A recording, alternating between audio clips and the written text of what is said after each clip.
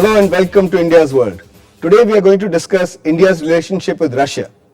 We will do this in the context of the recently concluded annual summit meeting between Prime Minister Manmohan Singh and President Vladimir Putin. India and Russia are vital strategic partners. They share a long-term political interest and they see eye to eye on basic principles of international relations. Both believe in respecting the sovereignty of individual countries as well as in non-interference in the internal affairs of others. They are on the same page in opposing regime change policies and on combating international terrorism. Today we are going to ask the following questions. Why hasn't the India-Russia relationship realized its full potential? Is it in danger of getting marginalized in view of India's more pragmatic engagement with the rest of the world? How will this relationship shape up in a world characterized by flux, uncertainty, and change? To answer these questions, I have with me a very distinguished panel of experts. We have Ambassador Prabhat Shukla. He was India's ambassador to Russia, as well as High Commissioner to Australia and Singapore. He is currently the joint director of a think tank, Vivekananda International Foundation. We have Ambassador Alexander Kadakin. He is the ambassador of Russia to India. This is his second tenure in India as Russian ambassador. He was here earlier between 1999 and 2004, but he came to India as a very young man, as a diplomat in 1971. So welcome to the show. And we have Ambassador Rajiv Sikri, my old friend. He retired as Secretary in Ministry of External Affairs, and he served in Moscow twice and knows the region well. So welcome all of you to this conversation. Let me begin with you, Ambassador Shukla. Has the relationship with Russia, how has it fared? How has it fared after the end of the Cold War? Have we become somewhat estranged, or would you say we become more pragmatic? Well, I'll first pick up on one remark that you made about India following a more pragmatic policy of outreach. That is a fact, but it's equally true about Russia. And I dare say it's true about most countries around the world, because since the end of the Cold War, those old tight alliances systems have broken down, and a good thing too. So to answer your question, I would say it's a different context altogether, and Russia is a different country. India is a different country. So given that, I would say that the relationship is closer than ever before. The kind of things that we are doing with Russia, we're not doing with any other country. And the kind of thing that Russia is doing with us, it's not doing with any other country. So I'd say on a bilateral level, the relationship is tighter, closer, friendlier, more trustful than it's ever been. Where a little amount of change is discernible is when you look at the regional and the global issues which the two countries are facing right now. We're going to come to that later. Ambassador Kadakin, do you agree with Ambassador Shukla, or because in the joint statement issued in Moscow recently, the relationship was described as special and privileged? Now, yes. Is it special? Yes, and what is so special about it? And if it is privileged, it's privileged over which other relationships? I completely agree with what Ambassador Shukla said. The world has changed, Russia has changed, it's not the Soviet Union anymore, it's a new and young country in a way. India has changed with all the economic reforms it has been carrying out. And the world has changed, meaning that now there is no battle for India like it was during the bloc politics of the yesteryears. Now we are not fighting for India, we are not objecting to India's having relations with as many other countries of the world as she wants. So I agree with Ambassador Shukla that the relations at the moment are at the peak, at their best, and they are still looking up and on the rise. I do agree, and the summit has proved it graphically and beyond any doubt. Okay. Ambassador Sikri, why does one get the feeling that Russia does not occupy the same mind space of the Indian foreign policy establishment as it did earlier? How have improved Indo-US ties impinged on our relationship with Russia? Well, I think that in the Cold War period, our relations with the United States were much weaker than they are today. And I say that, perhaps it is natural to be attracted with a young, attractive suitor than a a wife of long standing. So I think that the relationship between India and Russia Wait is... till I tell Ambassador Veena Sikri that. Go ahead. But the point is that this is a relationship with deep roots, and therefore there can be moments of misunderstanding, but the essential factors that are bringing our countries together remain very strong, and these are that Russia and India are not doing anything that is adversely affecting the security interests of the other. They are supportive of each other in their respective strategic neighborhoods. Yes, there are some problems which have arisen after the breakup of the Soviet Union, that the economic relationship has come down, so that's a problem area. The people-to-people contacts are not adequate. So that is why there is sometimes a perception that the relationship is not that close. And these are areas that we need to work on. But the hard core of the relationship remains very, very strong. Okay. And so, at a difficult time, I think that the Indian leadership understands, and this is across the political spectrum, understands that Russia is a reliable, trusted friend, and there is that mutual understanding. So that is what gives strength to the relationship. So, Ambassador Kadakin, would it be wrong to compare Indo-US relationship with Indo-Russia relationship?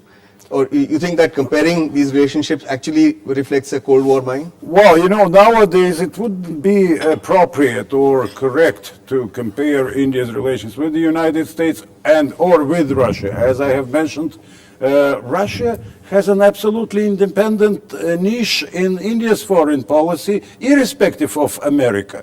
We also want to have better relations with the United States, and India as a would-be great power, as a great power in the making, has every right to have good relations with other countries, which she has.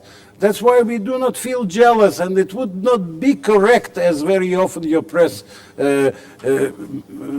shows it, that look, if we have better relations with America, we shall have worse relations with Russia. It's wrong. It's all wrong, because this is the perception of the bloc system, of the Cold War era. Absolutely.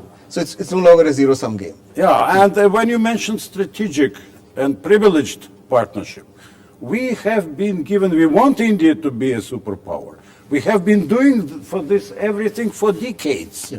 And we have been giving to India everything best we have. And everything, most confidential things. Yes. I wonder, from which tender could you get a nuclear-driven submarine? We are going to come to that in a minute. Or the best cruise missile in the world, like Brahmos. Absolutely. We need to take a break at this point. We'll be back with this interesting discussion after the break. Don't go away.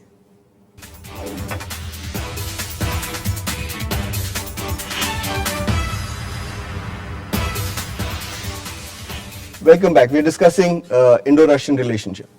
Ambassador Shukla, how crucial is Russia for India's military modernization? Ambassador Kadakin just now pointed out co-production of the Brahmos missile. We are also planning to co-produce a multi-role aircraft and a multi-role transport aircraft. But do you see the relationship changing from Russia just being a supplier of equipment to Russia and India becoming co-production partners, producing this equipment here for Indian use and maybe even exporting it? Sure. Before I go forward, there is one thing I do want to highlight. Yeah. For our Prime Minister, while he was in Moscow, he delivered a lecture also at one of their institutes. And I was very glad that he mentioned that the Soviet Union had stood by us in times of difficulty.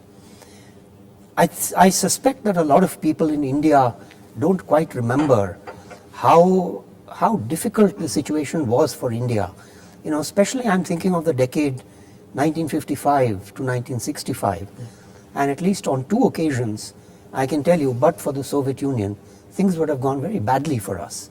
And it was very graceful, and it was very important that he mentioned it. Now to the defense side. Look, this is a stated position of the two sides that we are going to move beyond the relationship of a buyer and a seller. Frankly, we had begun to move even before the formulation was adopted, and even the old aircraft, the MiG-21 and the MiG-23, have been produced under license in India. But now what we are doing is we're actually co-developing weapon systems and weapon platforms, and that's very good. The thing that I would probably carp about is that we have not, the implementation has not been as good as the intent of the political leadership. And I would say that here there are systemic problems on both sides, and those problems need to be dealt with very firmly, because they've been simmering for a very long time, and that needs to be stopped. Ambassador Kadakin, have the delays and mishaps in the case of Admiral Goshko and then the accident with the submarine Sindhu Rakshak, have they cast some doubt over Russia's reliability as a defense equipment supplier? Well, of course, not in our minds.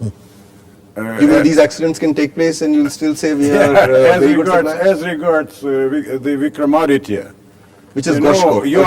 you're just one of these days you will receive her. But I would like to stress, as President Putin said just last Tuesday in the Kremlin, that it is such a beautiful baby. It is such a beautiful baby that we feel sorry to part with it. It took such a long time coming. Yes, but it was for the first time for both sides that such a beautiful baby had to be born. And I used to stress that in order to have a healthy baby, it should not be born prematurely. and we wanted to provide our sister India with a healthy, beautiful baby, which we have done. Okay. And Sindhu Rakshak? And Sindhu Rakshak, well, we don't have anything to do with what has happened, because technologically, technically, and judging by the state of the submarine, Russia has nothing to do with that. But Sikri, India is diversifying its arms suppliers. What impact will it have on Russia? For example, contracts that could have gone to Russia have gone elsewhere. The multi-role fighter jet, which went to the French, a helicopter deal that's gone to America. Things could have been different, but India is now diversifying. So how does Russia deal with, and there's a demand for Russian defense equipment is declining internationally. Well, I think that this is one of the issues where perhaps the Russians would be happier if we were to buy more arms from them, because we do remain a very important market for the Russian defense industry. And I think that the Russians also recognize that at a time when they were in great difficulty in the 90s, the Indian arms market was very, very important. Also, that whatever we bought from them was paid for, including the Soviet era debts. Everything was paid for, a reasonable, equitable ruble repayment agreement was worked out. See, the relationship has to be based on national interests, mutual national interests. So some of the things on why we need the Russians, the defense industry, the other high-tech industry, these are obvious. But I'd like to also flag why I think that for Russia too, India is important. I just mentioned the defense industry. There is oil and gas, which is a very important sector for us because we are a growing thing. But I think from a Russian perspective, they would also like to diversify a market. This is a growing market. Yeah. And I don't think that Russia in a long-term perspective would like to be overly dependent on Europe. May I take that question to Ambassador Prabhat Shukla? How important is Russia for our energy needs? The issue that Ambassador Sikri is emphasizing. But both in terms, not merely in terms of a supplier, but in terms of doing things jointly. I can understand Kudankulam 2 and the 2 units did not come because, the 3 and 4 did not come because of Indian nuclear liability law. But there are other areas, oil and natural gas. But we are working on it. Yes, both sides are working on it. Talks are going on. But I'm talking of joint investment in Sakhalin 1. Yes. We're talking of joint investment in oil exploration Arctic, and maybe investing jointly in Turkmenistan and Kazakhstan, areas of Soviet influence. So does that change the place of Russia in Indian worldview? Okay. Before that, just one quick point about the defense relationship. I think it's also very important for us to bear in mind that Russia is the one country among the major suppliers which is not supplying arms to Pakistan. I think we should also factor that in. Now, on the eco-commercial side, the breakthrough in purchases of LNG directly from Russia is a fairly recent one, happened about 2 years back. It's a very, very important turning point, because I was looking at the China-Russia relationship, and the the trade turnover really took off once Russia started supplying hydrocarbons to China. So this is entirely to be welcomed, and I think, it's important to remember Russia has the largest gas deposits in the world, and we are gas hungry. So there's would we be able to pump it here as is being suggested? No, hang on. Okay, I'm glad you've brought that up. I had it in my talking points. I don't think it's a feasible idea. Look, this is one of our cultural problems. Both of us love these grandiose schemes, across the land we're going to supply hydrocarbons. No way, it's not going to happen. Now, what is entirely feasible is a gas and oil swap. From the Persian Gulf, they are supplying gas all the way to Japan and Korea. And Russia is in a position to take up that slack. And the Persian Gulf supply to us. Even in Soviet times, we never received Soviet oil. It was swap deals. It was a swap deal all the time, exactly. So we have the experience. The logic of it is absolutely compelling. And I think that this really is the way to go. A four-way swap involving the Persian Gulf, India, Russia, and the northeastern consumers. Yeah. We need to take a break again at this point. We'll come back to this interesting discussion in a bit. Don't go away.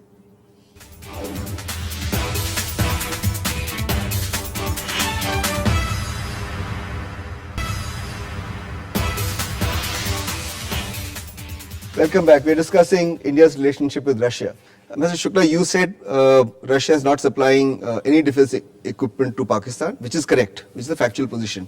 But Russia is supplying an engine called RD-93 engine for a jet fighter aircraft called JF-17 fighter, which is a joint venture between China and Pakistan. So Russian defense technology is going indirectly to Pakistan. Yeah, I think that is a fact, and we have to acknowledge it. By the way, this was raised by us some 7-8 years back. I think my understanding of the contract for the sale of RD-93 engines to China does give Russia the right to block the transfer.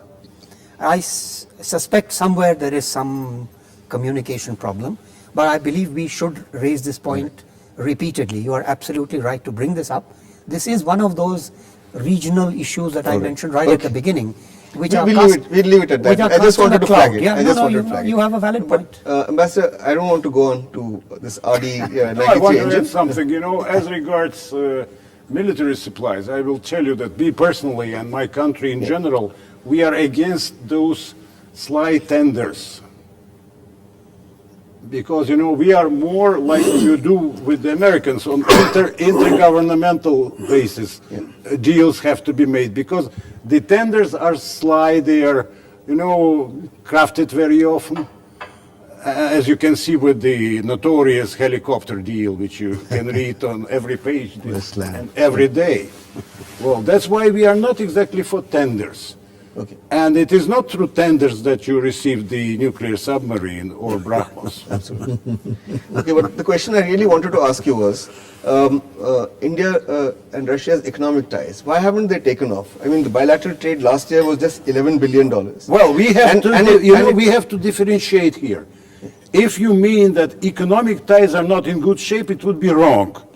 Because, look, Kudan Kulam, isn't it economics cooperation? It is, of course. Here we have to talk about simple trade, commerce. There, of course, things are going bad. We have already reached the target of 11.4 billion US dollars trade turnover. But of course, this is peanuts. Even when 20 billion, when we reach 20 billion mark, it will be peanuts. I think it happens because there is still excessive shyness on the part of Indian business people and Russian business people to do mutual investments. But how do you build the edifice of a strong relationship without commerce and trade? Well, of course, that's why we have to give immediate and attention to this to solve this problem, to overcome it. But I am saying that Indian businessmen do not want to go and invest in Russia. That is bad. We have announced such great opportunities for pharmaceuticals. But no, they are more interested in just taking generics to Russia and selling them, but not in building production capacities in Russia, what we want, according to our program of producing pharmaceuticals. Okay. Let me slightly change the subject to other regional issues. Both India and Russia are worried about the US pullout in Afghanistan and stabilizing Afghanistan after 2014, because Russia is threatened in terms of its areas of influence coming under extremist threat, that is Central Asian republics, separated only by the Amu Darya. Do you think in this process of stabilizing Afghanistan, Russia and India can actually cooperate, and what would be the basis of that cooperation? How could they cooperate? Well, before I come to that, there's just one quick point I want to make on the defense side. Objections are raised, why is Russia supplying weapons to China? But we don't hear similar arguments in respect of the United States, which for 50 years has been supplying weapons to Pakistan, and we have accepted it. But I never said why is it supply. China used to be the largest recipient of Russian weapons. We've recently surpassed. The point I'm trying to make is that, if there is this indignation or expectation, why don't we have similar things with the United States? That's the only point. Anyway, to turn to your other question on Afghanistan. I think Russia and India have worked together in Afghanistan and are continuing to do so. It's very important because if Afghanistan is unstable or it's fundamentalist, that instability and fundamentalist tendencies and drugs, which is a very important factor, will spread to both Russia and India. So it is in our common interest to ensure that Afghanistan is not dominated by any power which is hostile to either Russia or India, and two, that it becomes a stable, non-fundamentalist and secure country. Yeah. So it's a very important aspect of our cooperation that I think we must be working on, and as you would have noticed from the joint statement issued in Moscow, this was one of the 2 or 3 important international issues which were discussed between the leaders of the two sides. Shukla, I agree 100% with Secretary Rajiv and my dear friend Rajiv, because we are in the same boat as regards threats emanating from Afghanistan after 2014. We are in the same boat, and our national interests of Russia and India completely coincided. Yes. Mr. Shukla, let's turn to Pakistan. Do Russia and India see eye to eye in Pakistan? And is Russia warming up to Pakistan, which it should, because even if Afghanistan is stabilized and Pakistan is not, that threat which emanated from Afghanistan will only shift its source to Pakistan. And if Russia warms up to Pakistan, how should India view it? Right. I was wondering when we'd come round to these issues. They're legitimate issues. I completely agree. Sorry. I'd say this. The story must begin in Afghanistan, for sure. And I think it's this time we have reached a sharper understanding, and we have articulated our common understanding more clearly than we have done hitherto about the nature of the threat to Afghanistan. And short of naming Pakistan, we have done everything else.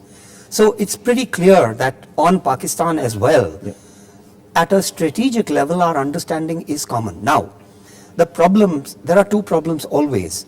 Number one, having reached a common understanding, what is the policy implication of that? Number one. And number two, how is that implemented? Quickly. Now, the difficulty that we have always encountered is in formulating policy based on a common understanding. And Pakistan plays off one against the other fairly adroitly. Okay. And I'm afraid that this is a subject which will recur and will need to be followed very closely. Okay, we'll leave it at that. Last word to you, Ambassador Kadakin. Do you think that India-Russia relationship is not being populated with rich content and it's limited I don't agree with you. I don't agree. To defense supplies and energy supplies? And if it has to be a strong relationship, it has to have much richer content than merely energy. Yes, we are working together on making its content richer, much richer than it is now. But I would not agree that it is not. Okay, what should be done? Well, we have to continue working, which we do. We have to have annual summits. We have to inaugurate and start the projects. Last night, actually, Kudankulam 1, Unit 1 was synchronized again with the national grid. We have to build 14 or 16 more units. That will be the implementation of the good things. And one more small remark, there has been unprecedented warmth and warm chemistry between the leaders, between Prime Minister Manmohan Singh and Mr. Putin.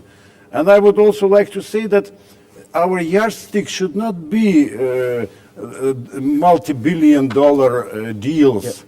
We have something which you cannot earn for thousands of billions of dollars. That is friendship and affection between the nations, between the two peoples. Absolutely. On that happy note, Ambassador, we have to close the show. Thank you very much, all of you, for coming here and analyzing the relationship between India and Russia. That's all we have for you today. We'll be back again next week with another interesting issue. Till then, goodbye.